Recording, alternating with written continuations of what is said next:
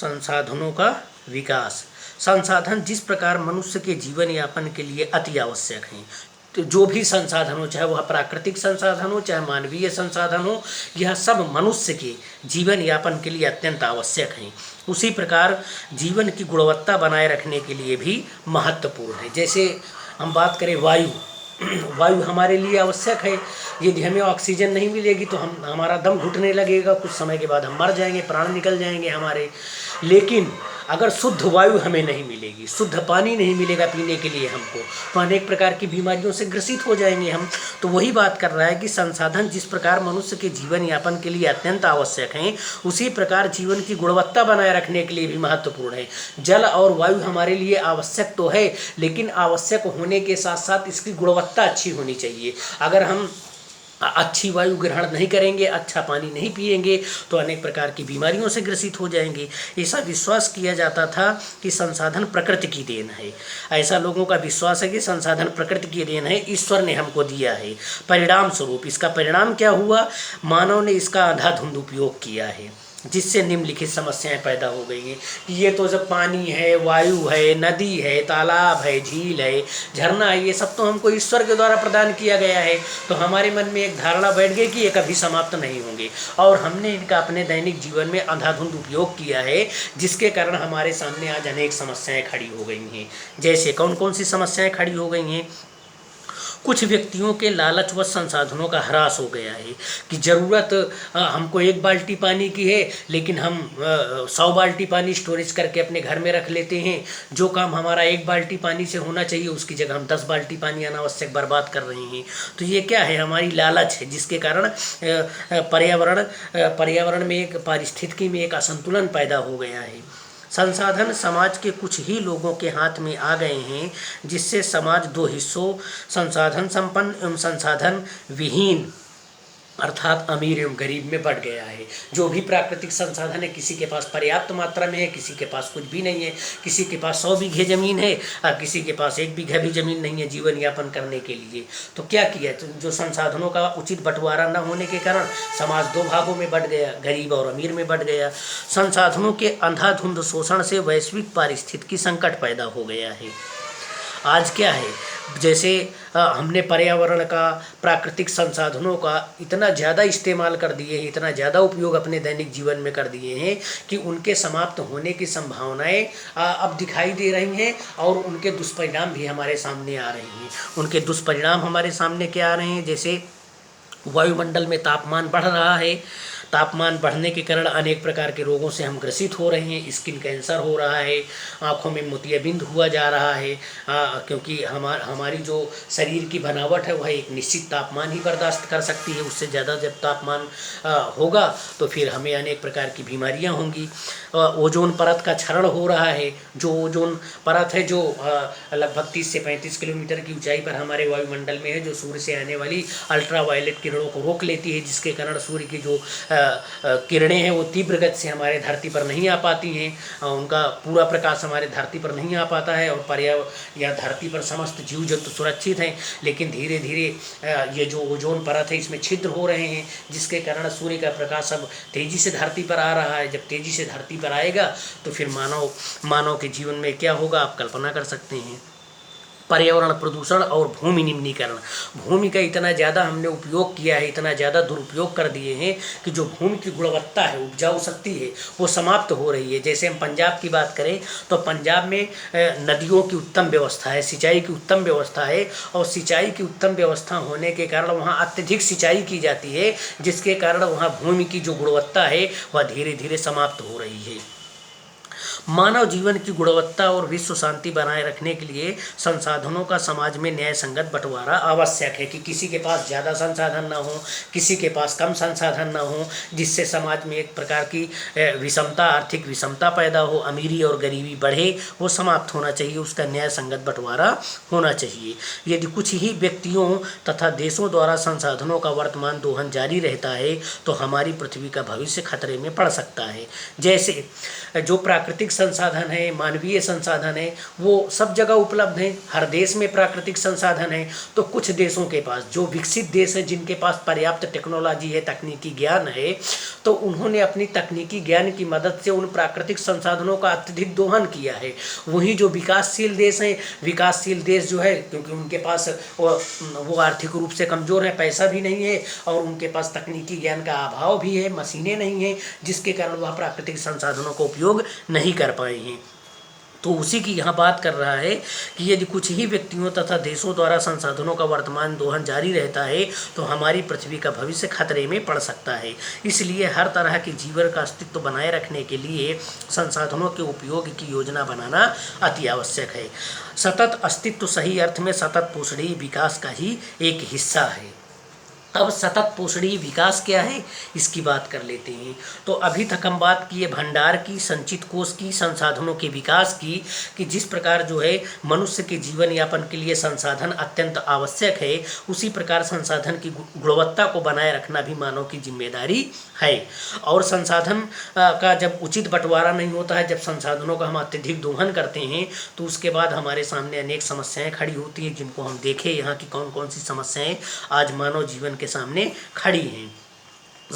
ये समस्याएं क्यों खड़ी हैं? क्योंकि इसका उचित बंटवारा नहीं हो रहा, न्याय संगत बंटवारा नहीं हो रहा। लोगों के अंदर एक धारणा बैठ गई है कि जो प्राकृतिक संसाधन है वो हमें ईश्वर के द्वारा प्रदान किए गए हैं, इसलिए इनका हम अंधाधुंधी उपयोग करें। ये किसी एक व्यक्ति की संपत्ति तो नहीं है, पानी ईश्वर के द्वारा दिया गया है, कोई हम शुल्क नहीं देते हैं। हवा ईश्वर के द्वारा प्रदान की गई है, कोई शुल्क नहीं देते हैं, इसलिए हम इसका जो है अनावश्यक इस्तेमाल कर रहे हैं, जिसके परिणाम हमारे सामने हैं। इसलिए बात की जा रही है सतत पोषणीय विकास की।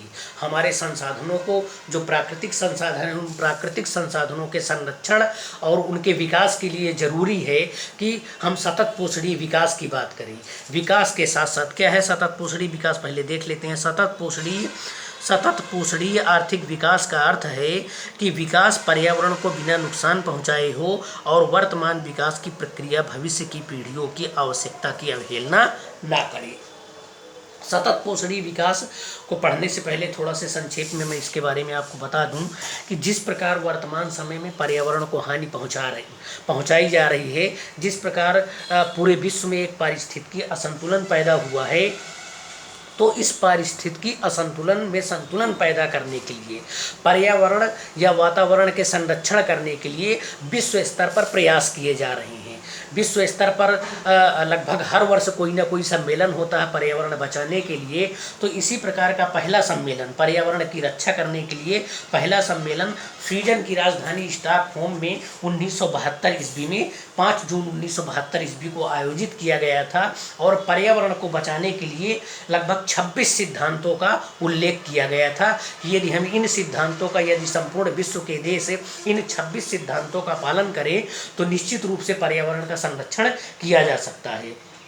और इसी सम्मेलन के दौरान 1972 ईस्वी से ही एक संस्था की, एक कार्यक्रम की स्थापना की गई थी, जिसे हम संयुक्त राष्ट्र पर्यावरण कार्यक्रम कहते हैं। और जिसकी देखरेख में ही संपूर्ण विश्व में विकास के समस्त कार्यक्रम संपन्न किए जाते हैं, पर्यावरण के संरक्षण को दृष्टिकोण में रखते हुए। चूँकि यह जो सम्मेलन है यह 5 जून 1972 ईस्वी को आयोजित किया गया था, इसीलिए संयुक्त राष्ट्र संघ ने 5 जून को पर्यावरण दिवस के रूप में घोषित कर दिया। और प्रत्येक वर्ष 5 जून को हम विश्व पर्यावरण दिवस के रूप में मनाते हैं। इसी प्रकार जिस प्रकार पहला पर्यावरण को बचाने के लिए पहला सम्मेलन स्टॉकहोम में आयोजित किया गया था, इसी प्रकार का दूसरा सम्मेलन रियो डी जेनेरो, ब्राज़ील का एक बहुत बड़ा शहर है, ब्राज़ील के शहर रियो डी जेनेरो में दूसरा पर्यावरण सम्मेलन आयोजित किया गया था, जिसे पृथ्वी सम्मेलन नाम दिया गया था। पृथ्वी को बचाने के लिए आयोजित होने वाला सम्मेलन पृथ्वी सम्मेलन का नाम दिया गया था। और इस सम्मेलन में भी कुछ कार्यक्रम निर्धारित किए गए थे पृथ्वी को बचाने के लिए। कि पृथ्वी को कैसे बचाया जाए। यदि प्रत्येक देश पर्यावरण के मानकों को ध्यान में रखते हुए अपना विकास नहीं करेगा तो निश्चित रूप से एक दिन धरती का अस्तित्व समाप्त हो जाएगा। तो धरती के अस्तित्व को बचाए रखने के लिए, पर्यावरण के संरक्षण को सुरक्षित करने के लिए समय समय पर विश्व स्तर पर विभिन्न पर्यावरण सम्मेलन आयोजित किए जाते रहे हैं। पहला पर्यावरण सम्मेलन स्वीडन की राजधानी स्टॉकहोम में 5 जून 1972 ईस्वी को आयोजित किया गया था, जिसमें पर्यावरण के संरक्षण के लिए 26 सिद्धांतों को बताया गया था। और यह सम्मेलन 5 जून 1972 ईस्वी को आयोजित किया गया था। इसीलिए संयुक्त राष्ट्र संघ ने 5 जून को विश्व पर्यावरण दिवस के रूप में घोषित कर दिया कि इस दिन जो है हम पर्यावरण को बचाने के लिए, पर्यावरण की सुरक्षा करने के लिए अपनी ओर से जो भी प्रयास हो सकता है वह करेंगे और अपने पर्यावरण को सुरक्षित रखेंगे, उसका संरक्षण करेंगे। इसी प्रकार का दूसरा सम्मेलन जो है वो स्वीडन की राजधानी स्टॉकहोम में आयोजित किया गया था, जिसमें पर्यावरण को बचाने के लिए कुछ कार्यक्रम निर्धारित किए गए थे, जिसमें प्रमुख कार्यक्रम था एक एजेंडा 21। उसकी आगे चर्चा करेंगे अभी हम। तो सतत पोषणी विकास की बात करेंगे तो सतत पोषणी विकास क्या है? सतत पोषणी विकास को ही हम जीवंत विकास कहते हैं। चाहे जीवंत विकास कहें चाहे सतत पोषणी विकास कहें, एक ही बात है। इसी को हम इंग्लिश में सस्टेनेबल डेवलपमेंट कहते हैं, सस्टेनेबल डेवलपमेंट। तो सतत विकास या जीवंत विकास एक ऐसा विकास होता है जिसमें प्राकृतिक संसाधनों का प्रयोग हम इस प्रकार से करते हैं जिससे हमारे प्राकृतिक संसाधन बचे रहें, भावी पीढ़ियों के लिए सुरक्षित रहें, अर्थात प्राकृतिक संसाधनों का संरक्षण करते हुए, प्राकृतिक संसाधनों को बचाते हुए सामाजिक और आर्थिक विकास करना ही जीवंत विकास है। तो जीवंत विकास कैसा विकास है? सतत पोषणी विकास कैसा विकास है कि हमें विकास तो करना है, लेकिन विकास करने के साथ साथ हमारे जो प्राकृतिक संसाधन है उन प्राकृतिक संसाधनों को अपनी आने वाली पीढ़ियों के लिए सुरक्षित रखना है। जैसे पानी को हमको इस्तेमाल करना है, लेकिन जो हमारी आने वाली पीढ़ियां हैं पानी का उतना ही इस्तेमाल करना है जिससे हमारी आने वाली पीढ़ियों को पानी की कमी महसूस ना हो और वो हमें गाली ना दे कि हमारे पूर्वज पानी ख़त्म करके चले गए, अब हमको पानी लेने के लिए 5 किलोमीटर पैदल जाना पड़ता है। तो ये जो है ये संकट उनके सामने नहीं होना चाहिए। तो सतत पोषणी विकास या जीवंत विकास का तात्पर्य ऐसे विकास से होता है जिसमें हम प्राकृतिक संसाधनों का संरक्षण करते हुए अपना सामाजिक और आर्थिक विकास करते हैं। तो सतत पोषणी विकास को ही बढ़ावा देने के लिए रियो डी जेनेरो में पृथ्वी सम्मेलन 1992 ईस्वी में आयोजित किया गया। जून 1992 ईस्वी में 100 से भी अधिक राष्ट्राध्यक्ष ब्राज़ील के शहर रियो डी जेनेरो में प्रथम अंतर्राष्ट्रीय पृथ्वी सम्मेलन में एकत्रित हुए।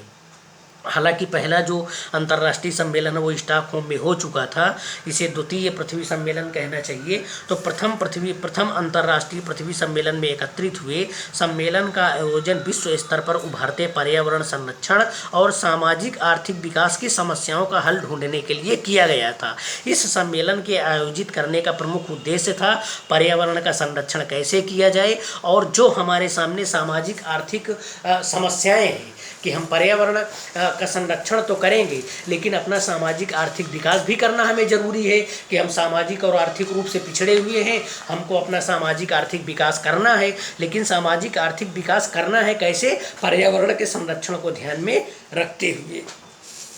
इस सम्मेलन में एकत्रित नेताओं ने भूमंडलीकरण, जलवायु परिवर्तन और जैविक विविधता पर एक घोषणा पत्र पर हस्ताक्षर किया। रियो सम्मेलन में भूमंडलीय वन सिद्धांतों पर सहमति जताई और 21वीं शताब्दी में सतत पोषणी विकास के लिए एजेंडा 21 को स्वीकृति प्रदान की। एजेंडा 21 ये जो ब्राज़ील के रियो डी जेनेरो में सम्मेलन किया गया था, पृथ्वी सम्मेलन। इस सम्मेलन में एक कार्यक्रम निर्धारित किया गया कि पृथ्वी को बचाने के लिए 21वीं शताब्दी में पृथ्वी को बचाने के लिए हमें किन किन नियमों का पालन करना है, किन किन सिद्धांतों का पालन करना है। तो इन सिद्धांतों को ही जो है एजेंडा 21 कहा जाता है। यह एक घोषणा पत्र है जिसे 1992 ईस्वी में ब्राज़ील के शहर रियो डी जेनेरो में संयुक्त राष्ट्र पर्यावरण और विकास सम्मेलन के तत्वावधान में राष्ट्राध्यक्षों द्वारा स्वीकृत प्रदान किया गया था। इसका उद्देश्य भूमंडलीय सतत पोषणीय विकास हासिल करना है। यह एक कार्यसूची है जिसका उद्देश्य समान हितों, पारस्परिक आवश्यकताओं एवं सम्मिलित जिम्मेदारियों के अनुसार विश्व सहयोग के द्वारा पर्यावरणीय क्षति, गरीबी और रोगों को निपटाना है। मतलब इस कार्यक्रम में ये निर्धारित किया गया, एक कार्यसूची बनाई गई और उस कार्यसूची का लक्ष्य था कि सबके हितों का ध्यान रखा जाएगा, चाहे वह गरीब देश हो चाहे अमीर देश हो, सबकी आवश्यकताओं को ध्यान में रखा जाएगा। सबकी आवश्यकताओं को सम्मिलित करते हुए सबकी जिम्मेदारी होगी पर्यावरण को बचाने की। इसको ध्यान में रखते हुए गरीबी और अमीरी को हमें निपटाना है, रोगों से निपटना है। एजेंडा 21 का मुख्य उद्देश्य यह है कि प्रत्येक स्थानीय निकाय अपना स्थानीय एजेंडा 21 तैयार करे, कि प्रत्येक जो है राष्ट्र वो अपने यहाँ एक एजेंडा तैयार करे कि हम इतने वर्षों में अपने यहाँ पर्यावरण को बढ़ावा देने के लिए, पर्यावरण का संरक्षण करने के लिए इन उपायों का इस्तेमाल करेंगे। तो एजेंडा 21 क्या है, एक बार फिर समझा देता हूँ आपको। एजेंडा 21 एक प्रकार का दस्तावेज है, एक प्रकार का दस्तावेज है जिसमें कुछ कार्यक्रमों का निर्धारण किया गया है कि हमें 21वीं शताब्दी में पर्यावरण की रक्षा किस प्रकार से करनी है। 21वीं शताब्दी में पर्यावरण की रक्षा करने के लिए कुछ कार्यक्रम निर्धारित किए गए। इन कार्यक्रमों के सामूहिक रूप को ही एजेंडा 21 कहा जाता है। और इस एजेंडा 21 में जो भी कार्यक्रम निर्धारित किए गए हैं पर्यावरण को बचाने के लिए, वह हमारे सतत एवं पोषणीय विकास को ध्यान में रखते हुए कि विकास तो हमारे लिए जरूरी है, हमें सामाजिक आर्थिक विकास करना है, गरीबी को दूर करना है, भूखमरी को दूर करना है, विकास करना है। लेकिन विकास करने के साथ साथ हमें अपने पर्यावरण को भी ध्यान में रखना है कि हमारे जो प्राकृतिक संसाधन है, हमारा जो पर्यावरण है, उसको किसी भी प्रकार की क्षति ना हो और जो हमारे प्राकृतिक संसाधन हैं वह हमारे आने वाली पीढ़ियों के लिए सुरक्षित रह सकें। इन सब बातों को ध्यान में रखते हुए हमें विकास करना है। यही होता है सतत पोषणीय विकास या जीवंत विकास। सतत पोषणीय विकास या जीवंत विकास हम उसे कहते हैं। फिर एक बार बता देता हूँ, सतत पोषणीय विकास या जीवंत विकास का तात्पर्य ऐसे विकास से होता है, ऐसे सामाजिक आर्थिक विकास से होता है जिसमें हम अपने प्राकृतिक संसाधनों का प्रयोग इस प्रकार से करते हैं जिससे वे हमारे प्राकृतिक संसाधन आने वाली पीढ़ियों के लिए सुरक्षित रह सकें। तो बच्चों, आज हम बात किए भंडार क्या होता है, संचित कोष क्या होता है, संभावित संसाधन, विकसित संसाधन, भंडार, संचित कोष और संसाधनों का विकास, संसाधनों के विकास के बारे में बात किए। विशेष रूप से सतत पोषणीय विकास की चर्चा किए कि सतत पोषणीय विकास क्या है। और जो ब्राज़ील के शहर रियो डी जनेरो में पृथ्वी सम्मेलन 1992 आयोजित किया गया, उसका उद्देश्य क्या था। अब क्रियाकलाप देख लेते हैं। यहाँ क्रियाकलाप में कल्पना करें कि तेल संसाधन खत्म होने पर इनका हमारे जीवन शैली पर क्या प्रभाव होगा। कल का होमवर्क है, आप बताएंगे कि अगर पेट्रोल ख़त्म हो जाए, डीजल ख़त्म हो जाए, केरोसिन ऑयल ख़त्म हो जाए तो इसका आपके दैनिक जीवन पर क्या प्रभाव पड़ेगा। गैस ख़त्म हो जाए तो इसका आपका दैनिक जीवन पर क्या प्रभाव पड़ेगा।